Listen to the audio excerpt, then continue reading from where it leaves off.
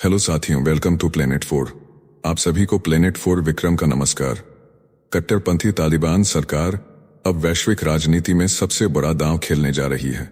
रूस के विदेश मंत्री लावरोव के सनसनीखेज दावे ने पूरी दुनिया को चौंका दिया है।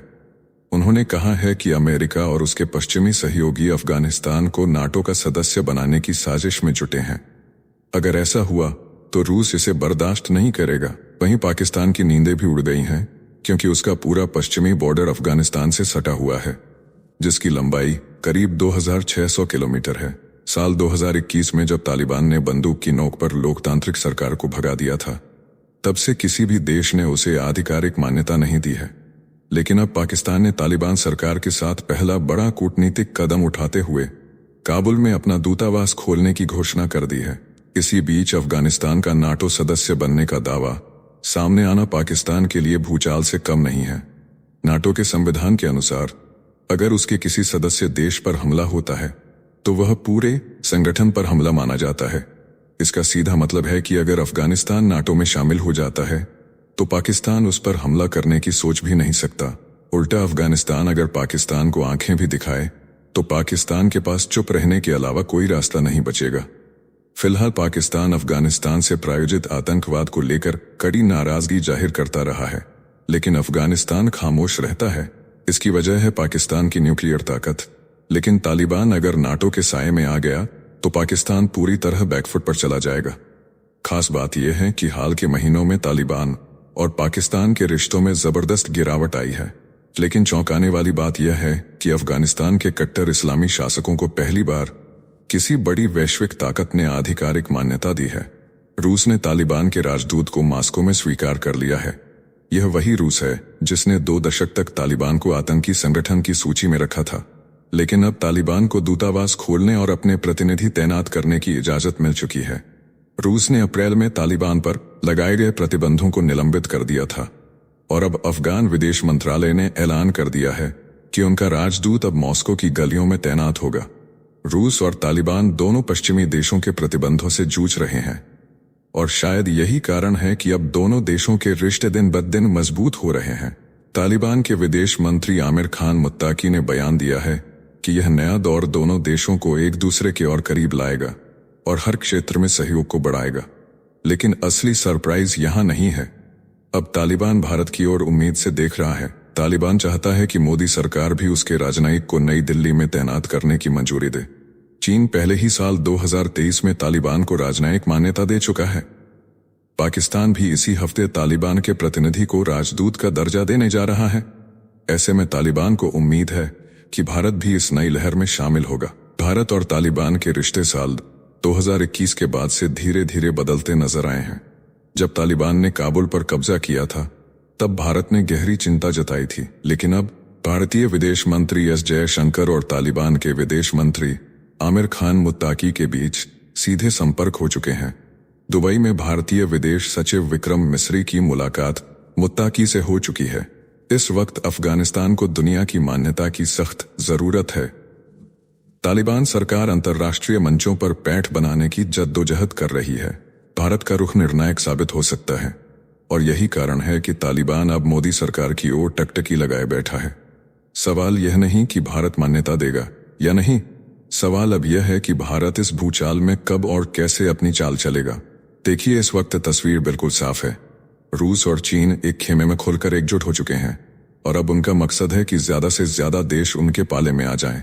यही वजह है कि रूस पहले भारत को नाटो में न जाने की चेतावनी देता है और अब वही चाल तालिबान के साथ भी खेल चुका है। रूस अब भारत पर दबाव बना रहा है कि वो पश्चिमी देशों के साथ न जाए, बल्कि चीन और रूस के साथ चले और तालिबान को मान्यता दे। लेकिन असली बात यह है कि अब रूस भी चीन के इशारे पर चल रहा है। चीन चाहता है कि तालिबान और पाकिस्तान में गहरी दोस्ती हो और भारत इस समीकरण से अलग थलग पड़ जाए, जबकि भारत बिल्कुल नहीं चाहता कि तालिबान और पाकिस्तान एक हो जाएं। यही वजह है कि रूस बार बार भारत को नाटो के नाम पर डराने की कोशिश कर रहा है। हाल ही में रूस के हाथ से सीरिया निकल गया और अब वो किसी भी कीमत पर अफगानिस्तान को पश्चिमी खेमे में नहीं जाने देना चाहता और इसी कारण भारत पर नाटो के बहाने दबाव डाला जा रहा है। लेकिन दुनिया भूल रही है, भारत की नीति स्वतंत्र है और यह राष्ट्र किसी के इशारे पर नहीं चलता, ना अमेरिका के, ना रूस के, और न ही चीन के। भारत वही करेगा जो उसके राष्ट्रीय हित में होगा और जो उसकी सीमाओं, उसकी संप्रभुता और उसके आत्मगौरव को मजबूत करेगा। रूस का तालिबान और नाटो को लेकर जो बयान आया है, उसके पीछे अमेरिका का खेल भी छुपा हुआ है, जो किसी भी कीमत पर तालिबान को अपने खेमे में लेना चाहता है। देखिए, तालिबान के कार्यवाहक विदेश मंत्री आमिर खान मुत्ताकी इन दिनों दुनिया के कई बड़े नेताओं से मिल रहे हैं। भारत और पाकिस्तान से लेकर बीजिंग और तेहरान तक तालिबान के दरबार में हाजिरी लगा चुके हैं। अमेरिका तो और भी आगे निकल गया है। उसने हाल ही में तालिबान के 3 टॉप नेताओं से इनाम हटा लिया है। इतना ही नहीं, अफगान सेंट्रल बैंक के 3 अरब 50 करोड़ डॉलर भी बहाल कर दिए गए हैं। ऐसा क्यों हो रहा है? इसका जवाब अफगानिस्तान में छुपा बारूद है। अमेरिकी सेना जब निकली थी तो पीछे खतरनाक हथियार छोड़ गई थी। दुनिया को डर है कि अगर तालिबान अलग थलग रहा तो ये हथियार आतंकियों के हाथ लग सकते हैं। इसलिए बातचीत के बहाने निगरानी की कोशिश शुरू हो गई है। दूसरी तरफ तालिबान ने चेतावनी दी थी कि आर्थिक संकट के चलते लाखों लोग अफगानिस्तान छोड़ देंगे। रेफ्यूजी क्राइसिस का डर ईरान, तुर्की, पाकिस्तान और यूरोप तक फैला हुआ है। अब देश तालिबान को रोकने के लिए डिप्लोमेटिक दोस्ती के बहाने तलाश रहे हैं। आखिरी और सबसे खतरनाक वजह यह है कि अगर दुनिया ने दूरी बनाई तो चीन और रूस तालिबान को गोद में उठा लेंगे। यही डर पश्चिमी देशों को तालिबान के दरवाजे तक खींच लाया है। तालिबान को न मानने का दिखावा तो जारी है, लेकिन अंदर ही अंदर रिश्तों की नई इमारत बन रही है। और सबसे बड़ी बात यह है कि अफगानिस्तान में इस वक्त कई सारे आतंकवादी नेटवर्क चल रहे हैं, जिसका इस्तेमाल कोई भी देश अपने फायदे के लिए कर सकता है। और अमेरिका का यह इतिहास रहा है कि वह अपने नेशनल इंटरेस्ट के अनुसार आतंकवादियों को राष्ट्रपति और राष्ट्रपति को आतंकवादी बनाने में माहिर है। संयुक्त राष्ट्र की रिपोर्ट ने पूरी दुनिया को हिला दिया है। रिपोर्ट में दावा किया गया है कि नाटो देशों द्वारा अफगानिस्तान में छोड़े गए हथियार अब आतंक के सौदागरों के पास पहुंच चुके हैं। ISIL और अल-कायदा जैसे खूंखार संगठनों के पास अब वे हथियार हैं जो किसी समय आधुनिक सेनाओं के पास हुआ करते थे। अफगानिस्तान से ये हथियार मध्य एशिया और अफ्रीका तक पहुंच चुके हैं। पाकिस्तान के अंदर हमले कर रहा तहरीक-ए-तालिबान भी अब नाटो हथियारों से लैस हो चुका है। आतंकी संगठन ISIL ने तो अपनी इंडस्ट्री कमेटी तक बना ली है। इसका मकसद है एडवांस्ड विस्फोटक और ड्रोन तैयार करना। ISIL के अफगानिस्तानी धड़े यानी ISIL-KP अब तालिबान के ही अफसरों को निशाना बना रहा है। बाल्ख, बादखशान और बाघलान जैसे प्रांतों में तालिबान के खिलाफ हिंसक हमले तेज हो चुके हैं। यानी कि अफगानिस्तान के अंदर तालिबान को नियंत्रित करने वाला फोर्स भी तैयार किया जा रहा है ताकि तालिबान बेलगाम ना हो जाए। रिपोर्ट के मुताबिक ISIL-KP में 4000 से 6000 तक लड़ाके हैं। ये अब अफगानिस्तान में तालिबान को भी चुनौती दे रहे हैं और इंटरनेशनल टारगेट्स को चुनकर हमला कर रहे हैं। तालिबान सरकार इन आरोपों को झूठा बता रही है। उनके कार्यकारी रक्षा मंत्री मोहम्मद याकूब का कहना है कि जब अफगानिस्तान में अल-कायदा ही नहीं है तो कार्रवाई किस पर करें।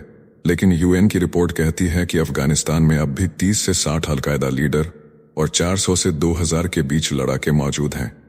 इतना ही नहीं, तहरीक-ए-तालिबान पाकिस्तान अब अल-कायदा में विलय करना चाहता है ताकि साउथ एशिया के सभी आतंकी ग्रुप एकजुट हो सकें। भारत के लिए ये सबसे बड़ा अलार्म है। अफगानिस्तान अब सिर्फ तालिबान का ठिकाना नहीं बल्कि पूरी दुनिया के लिए आतंक का सबसे बड़ा लॉन्च पैड बन चुका है। और इसके पीछे कहीं ना कहीं अमेरिका है, जिसने इनका इस्तेमाल किया और फिर तबाही के लिए छोड़ दिया। आप जानते हैं कि 20 साल की सबसे लंबी और सबसे महंगी जंग अफगानिस्तान की धरती पर अमेरिका और उसके नाटो साथियों ने जितना पैसा बहाया उतना तो कई देशों का कुल बजट भी नहीं होता। यही कारण है कि अफगानिस्तान के आतंकवादी बेहद ताकतवर है। तालिबान को जड़ से मिटाने के लिए अमेरिका साल 2001 में अफगानिस्तान पहुंचा। दावा किया गया कि ओसामा बिन लादेन को पनाह दी गई है। सैनिक उतरे, हमले हुए और फिर शुरू हुआ खर्च का वो तूफान जिसने अमेरिका की अर्थव्यवस्था को भी हिला दिया। साल 2011 में अमेरिकी सैनिकों की संख्या 1,10,000 तक पहुंच गई थी और खर्च की रफ्तार देखिए, साल 2010 से 2012 तक हर साल $100 अरब तक फूंक दिए गए।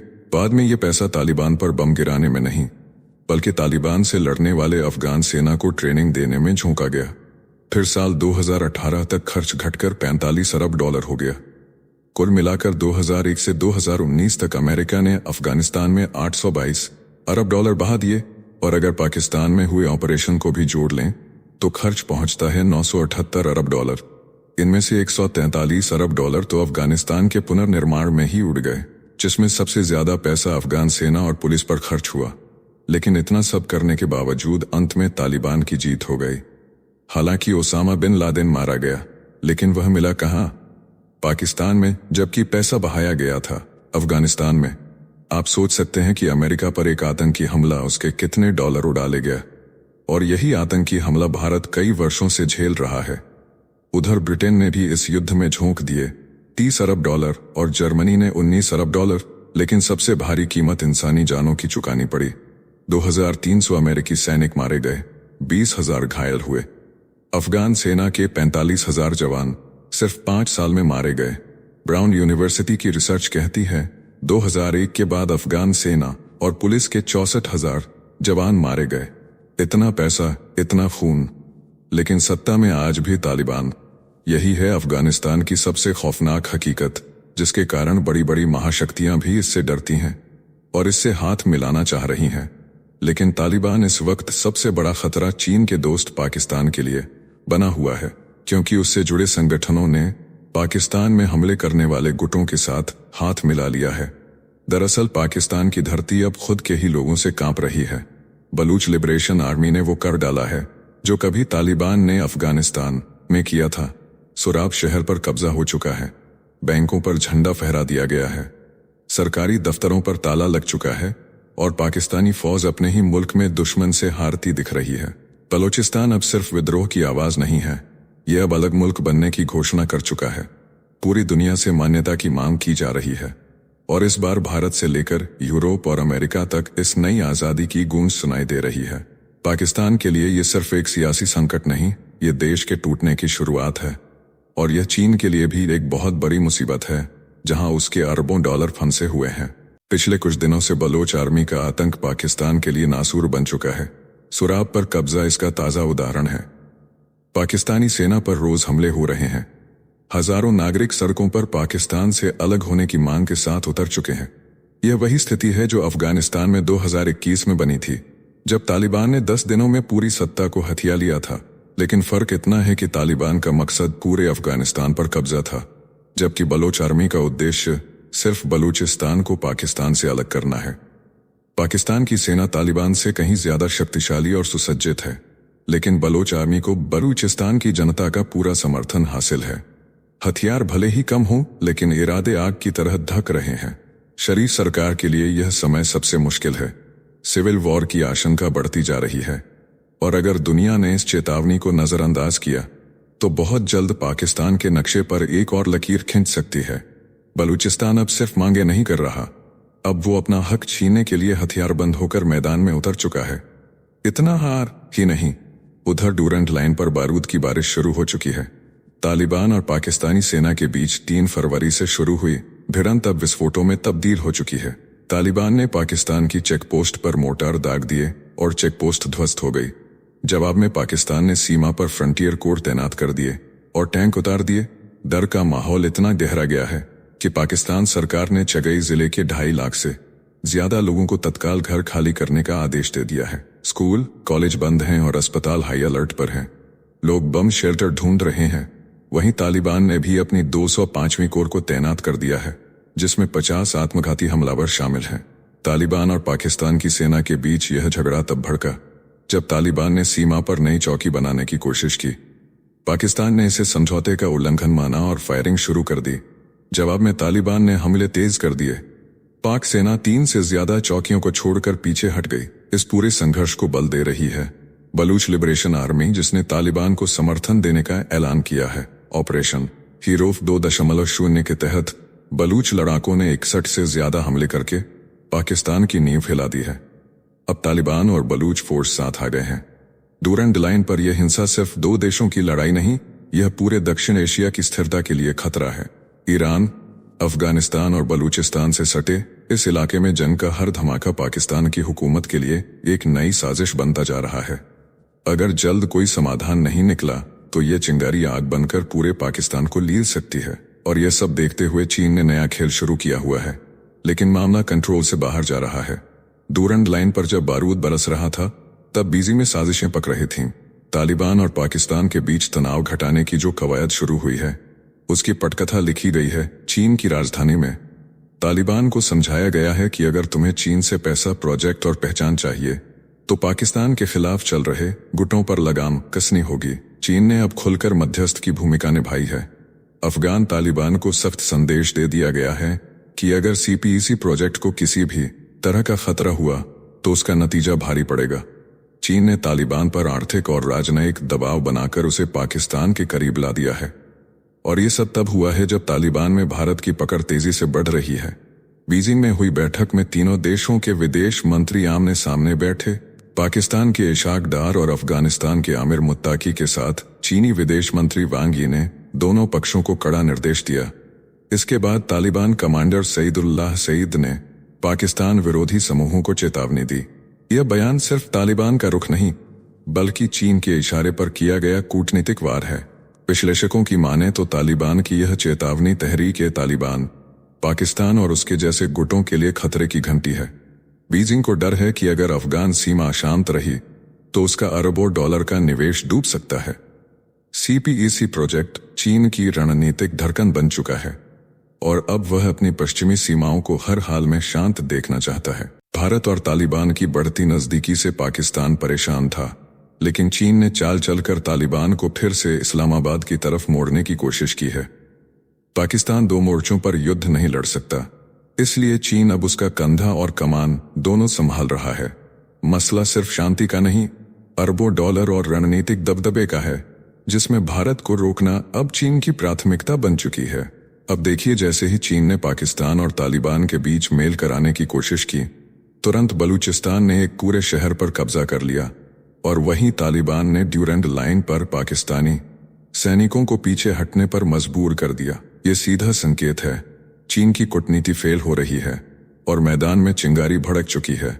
सबसे बड़ी बात यह है कि भारत और अमेरिका कभी नहीं चाहेंगे कि तालिबान और पाकिस्तान एकजुट हों, क्योंकि अगर ये गठबंधन बनता है तो भारत के लिए आतंकवाद और सीमा सुरक्षा दोनों ही मोर्चों पर खतरा कई गुना बढ़ जाएगा। उधर अमेरिका को डर है कि अगर चीन पाकिस्तान और तालिबान को एक साथ खड़ा कर देता है तो पूरा दक्षिण एशिया रूस चीन के प्रभाव में चला जाएगा और अमेरिका पूरी तरह इस क्षेत्र से आउट हो जाएगा।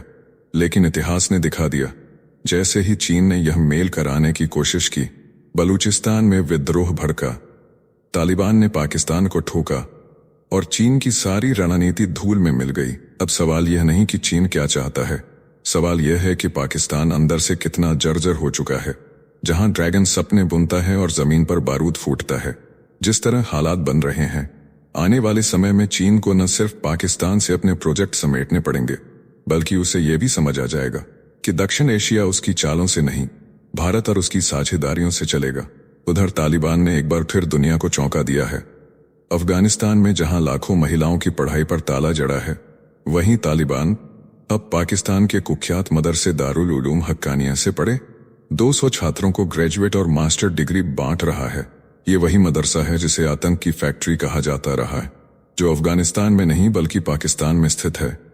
तालिबान के उच्च शिक्षा मंत्रालय ने आधिकारिक तौर पर ऐलान किया है कि खैबर पख्तूनख्वा के अकोड़ा खट्टक में स्थित इस मदरसे से पढ़े छात्रों को डिग्रियां दी जाएंगी।